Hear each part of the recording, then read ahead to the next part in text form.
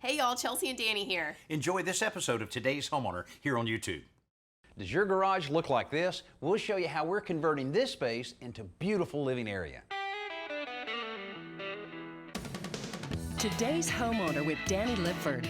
Real projects for real homeowners with real solutions. Information and inspiration on improving your home from professional remodeler Danny Lipford. The typical American garage. Barely enough room even to get one car in, much less the two that it's designed for. Now this week's show, we're going to take half of this garage and convert it to badly needed living space for the homeowners. Bedroom, bathroom, and a closet. Then we're going to pour a slab out to this line to use the other half of the garage plus this for a two-car garage.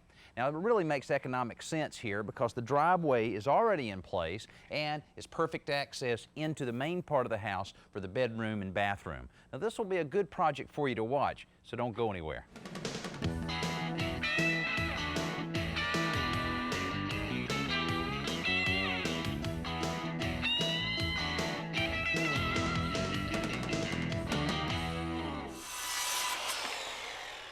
Welcome back to the show. You know, I love the framing stage on any project because you can really see a lot of things taking place in a hurry. Now, I'd mentioned that we're taking the existing garage and extending it a bit so that we can use some of the space within the garage to create an extra bedroom, bathroom, and closet. Well, things are moving along great, and you can see where we've left the existing garage door in place so that the homeowners can still use the garage for storage until the new garage is complete. Then we'll take the existing door, move it to the new opening. That saves a few $100s by utilizing the same door. Now, as far as the roof framing, all of that's taken place with a gable roof tying back into the existing gable. And once the carpenter's complete all of the fascia and the soffit, then it'll look like it's always been here, especially after the roofer takes care of all of the shingle work. Now, there's a number of little details that I really want to show you on this garage. One thing I frequently hear from homeowners is how they complain about when it rains, it blows right under their garage door. Well, that won't happen with this garage because our concrete men created a nice trough so that when the garage door is relocated, the garage door will hit right in here. So even if the water's an inch deep outside, it's not getting in this garage. Now, something else that we've done to keep the rain or any water from seeping in along the edge of the garage and to match up the way the original garage was constructed is to use concrete blocks along the perimeter of the new part of the garage. Now, this will keep any water from seeping in, also provides a great foundation for our new garage wall. And also, we came along and put our anchor bolts in along the way every few feet to really tie the wall down to the blocks. Now, another thing that we've done on this garage that is code in many areas of the country is to install our plywood sheathing running horizontally instead of vertical.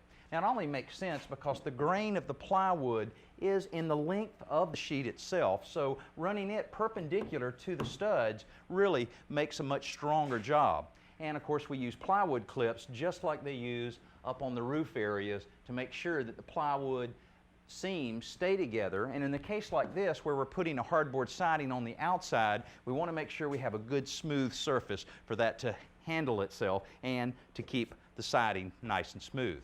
Now, also later on, after all of the sheathing is complete, they'll take down all of their internal braces here, and then they'll be able to move the garage door out. Now, while all of this work's been taking place outside, there's also a lot of work taking place inside on the new bedroom. Well, you can see the homeowners do need a little room for their storage, but once all of this garage is complete, they'll have plenty of storage. Now, also a little bit later, we'll be studying up this area I just walked through. We're leaving it open right now so that we can bring in a large fiberglass shower stall that's being used in the new bathroom. Now, once that's sealed off, this will be the access into the addition. We'll be installing a door here that leads right into the main part of the house. So perfect access, which is always important anytime you're creating new area around your home. Also, it's a good sized bedroom, and a teenager will be occupying this, so it won't be bad at all, even a window to the backyard there. Okay, in the bathroom, we've got a vanity over here. We'll have a toilet here, and this is where the fiberglass shower stall that I mentioned will go in place. Now, this is a little bit of a unique framing situation in that originally we had the concrete slab, a little too high, 18 to 20 inches, to try to pour any concrete, so we decided to frame this up with the wood subflooring. Now we first started with a 6x6 treated seal that we positioned down right near the floor level. Then on top of it, using 2x12 floor joists, 16-inch centers, and on top of that, for our actual subfloor, 3/4-inch tongue and groove plywood. The plumber was able to take care of all of his drain lines at this point, and his main drain line goes right out the back wall and eventually will go underground, and we'll trench it around to the front of the house to tie in to the city sewage.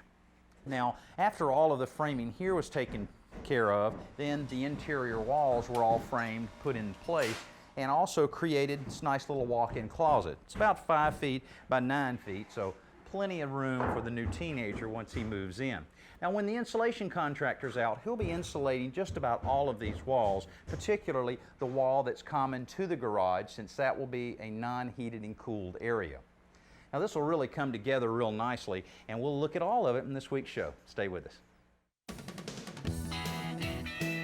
Get ready to review your fix-it list as Danny and home repair expert Joe Trewini show you this week's simple solution. Brought to you by DuPont Tyvek. Build it once, build it right. If you're thinking of painting your house, you're probably going to have a situation like we have here with the dormers, where the only access to some parts of the house is on the roof, which is a good opportunity for some spilled paint. That's right, Danny. When you're working up on a roof like this, of course, there are no flat surfaces, so what do you do with the can of paint? The last thing you want to do is spill any on the roof. I mean, you can imagine getting paint in these asphalt shingles. That would be bad. You'd never get it up. Right. So all I did is I built a little painting platform out of 3 pieces of 1/2-inch plywood. I used a sliding bevel square and a level to calculate the pitch of the roof. Then I just used it as a guide to build this platform. But with this steep of a pitch, though, it seems like it would still slide right down the roof. Well, it would. You see, this is actually pretty secure, and it would if it was just plywood. But if you'll notice what I did here, hold that for me. All right, sure. On the bottom side, I took 2 strips of foam rubber that's weather perfect. stripping. Okay. Yeah, you can get it at any hardware store, and it has a self-adhesive strip on the back. So I just put 2 strips, just stuck them on the bottom, and that's really all you need to keep it from sliding down off the roof. Yeah, that's great. Now, with the screws that you have this assembled with, I guess you could really change the pitch of that for a different pitch roof. Yeah, absolutely. In fact, when I come down and work on the lower pitch, this is over the front porch, it's only about a 3 pitch. All I have to do is remove the screws, again, use the level to make sure the platform itself is perfectly flat, put the screws back in. Okay, what if you get a little tired, can you use it as a chair? I wouldn't use it on a chair unless you want the ride of your life.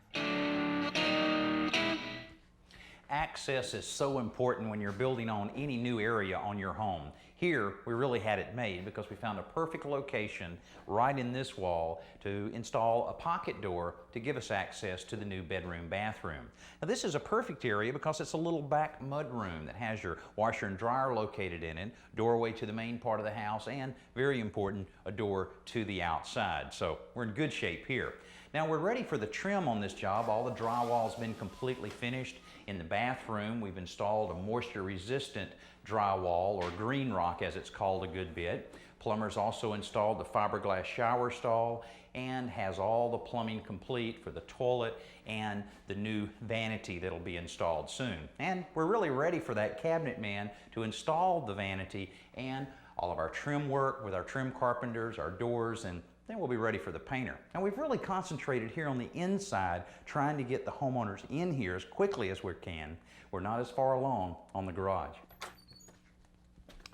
Now, the garage itself is a little bit of a mess because the homeowners are still using this as a storage area, as well as we're using it for a lot of our construction materials. You can see the wall that separates the garage from the new bedroom bathroom. Later on, we'll be installing drywall on that wall, as well as all the new walls such as this, where we extended the garage, as well as the ceiling area.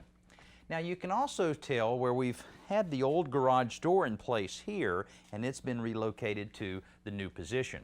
Now, when we install the drywall, we'll be taking the brackets off of the garage door one at a time and then repositioning them over the new drywall. Normally, we would drywall everything first, then install the garage door. Here, we tried to keep the garage door in place as long as we could so that the homeowners would have the storage area and it would be secure as well as protected from the weather.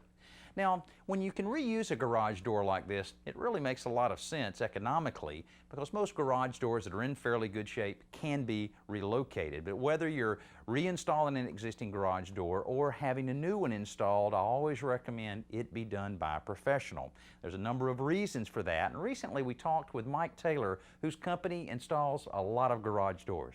With a professional do it, most of the time it's a two-man operation because some of the sizes of the doors. So, and also with a professional, we deliver to the job site. And that way the homeowner won't have to try to strap it on their vehicle. So we get it to the job site. 90% of the time the opening is already prepped for us to come in. With the equipment that we have, we can do it safely, quickly, and be out of the homeowner's way. I tell my homeowners that are attempting to do it that it may take you all day to do it once you take it down 3 or 4 times and put it back up after reading the instructions the 3rd time. On the safety issue, because of the springs, be it extension or torsion, we use a torsion spring, which is a large spring that actually lifts the door. The motor itself is more or less a convenience. The torsion spring is adjusted to allow the door to operate by hand in case of a power failure. And it's dangerous. The bar could slip and could hurt somebody. And our men are trained in order to do this easily and safely. Say you were to go and purchase a door and bring it home. Everybody knows that when you get home, open up the boxes, there's always a piece missing because everything is packaged at a factory, could be easily missed. Then you got to make another trip back to the store to get that one piece to make the door operate or to complete your installation. The good thing about a professional installing it is that my men carry extra parts on the truck. So when we run into a situation like that, we still have the parts here, we can go ahead and complete the job, and we can be out of your way. With a professional doing the projects, you should have many years of good service out of your garage door and your opener.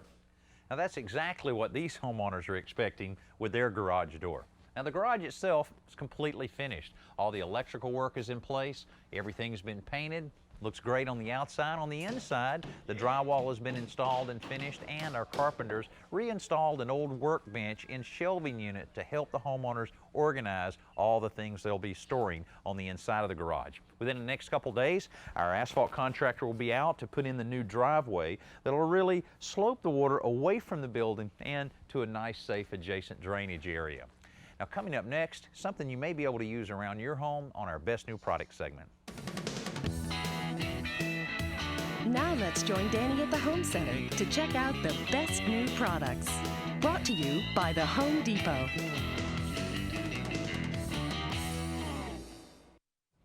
In my business, I see a lot of different methods that carpenters use to get the tools from the truck out to the job site. Well, Ryobi's taken a few of those ideas and incorporated in what they call the 6-pack. It's a rolling workshop basically, because inside the rolling toolbox we have 6 different cordless tools. Let me show you what I mean. First of all, the handle collapses, leaving you with a nice work surface here. Then, if you're taking care of some of that trim and molding around the home, you have a cordless miter saw. It works great, has the battery that attaches right on the back side of it. Take care of most any kind of trim job you have. Then, those other type of projects you have inside, you have 5 other tools that are all cordless with a reciprocating saw, a speed saw, which is a rotary type saw. Then you have the drill, circular saw, and flashlight here in the back. And to keep everything powered, you have 3 different 18-volt batteries and a 1-hour charger. Also, built in to the 6-pack includes a number of accessory areas that you can store things here, as well as right on the bottom, you can take this out, set it to the side, and you have plenty of storage for your saw blades here, and then drill bits, drill drivers, as well as spade bits, and even a small area for little accessories here can all fit just on the back side of this particular case on it. So with all of this together, including the tools, all of the batteries, everything that you see, is less than $400 from Ryobi. Hey, we're getting close on this job. There's just a few details left and we'll be 100% complete. Our shower valve's in, our shower door's in, just a few things like our shower head that's yet to be done in this project to complete it. Now this shower door that was installed just a few days ago is a diffused glass, and of course it's safety tempered glass and has a nice chrome finish around it. Really looks good. Now once our plumber comes back out, he'll install our toilet as well as our vanity faucet. Now, things in this bathroom are fairly conservative. We stayed with a stock countertop and a stock cabinet, also a fairly inexpensive vinyl flooring. And it still looks nice, it's still very functional, but it's certainly not a high-end bathroom. Now, when you're approaching a bathroom like this, one thing you don't want to cut back too much on is the selection of your plumbing fixtures. Things such as your shower valve, your toilet, and your vanity faucet are all fixtures that should last you a long time. So you don't want a bargain basement approach to these fixtures. Now, recently we talked with a plumbing manufacturer that gave us some great guidelines on how to select a quality plumbing fixture. I think homeowners today, when they're picking a faucet, should look for three different things. Look for quality, craftsmanship, and style. When it comes to quality, the way you can tell if a manufacturer believes in what they're making is do they warranty it or not. So look for a lifetime warranty. Not just on leaks and drips, but for Delta, for example, we offer a lifetime warranty on the finish as well. It's because we have a patented finish we call Brilliance. It provides really a lifelong shine. It resists against abrasion, scratching, it won't corrode or tarnish. It's backed up for a lifetime warranty. The second area is craftsmanship. That really gets at how the faucet's manufactured. What are the materials used to make the faucet? Look for metal, like brass. We use a lot of brass in our faucets because it's durable. It'll last a long time, something you can value. Avoid plastic faucets because they typically aren't as durable, may not last as long. The last area is really style. Pick something you like, something you're going to be happy with in your surroundings, whether it's a single handle product or a two handle product, so you can mix and match the handle to create that style that you're looking for. You know, it's more than just a faucet too. It's a faucet that matches a tub and shower valve. You may want to accessorize with towel hooks or robe hooks, things of that nature. Even lighting to get that whole look in the faucet. So the last thing I'd say is pick a quality manufacturer, a name brand that you can trust. Now, those were some great guidelines if you're about to select fixtures for a bathroom remodeling project or maybe a new home. Now, the homeowners here use those guidelines to select this quality fixture. Even though it's a fairly modest fixture, it should last a long time. And that's a good thing because many times a plumber's trip out to your house is more expensive than the fixture itself. Now, the bathroom's completely finished. A little more work to be done in the bedroom, but we'll show you everything in just a few minutes. Now let's go outside for Around the Yard. Lawn and garden tips you can use, straight from the experts.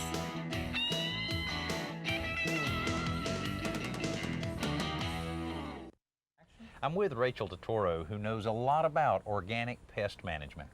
Danny, organic pest management is so easy.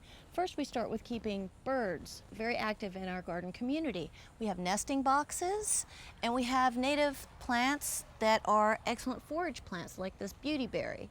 And while the birds are here eating some beautyberry, they often eat a few moths, caterpillars, various flying insects. Now, I've heard that can really cause a lot of damage to leaves when you have a lot of things like the caterpillars and so forth. Now, what's the potatoes down here? The potatoes we use for a lure to find out what kind of bugs we have lurking around in the soil. They'll be drawn to these cut potatoes, like roly-polies and wireworms, and you'll be able to find out if you have them or not, and if they're at a level that you would need to treat, or perhaps not. Okay, all right, so that's kind of a, as you said, a lure that you can really see what the problem is there. Now, tell me about the broken pot here. The broken pot is a home for turtles and toads, which both eat a lot of insects at night.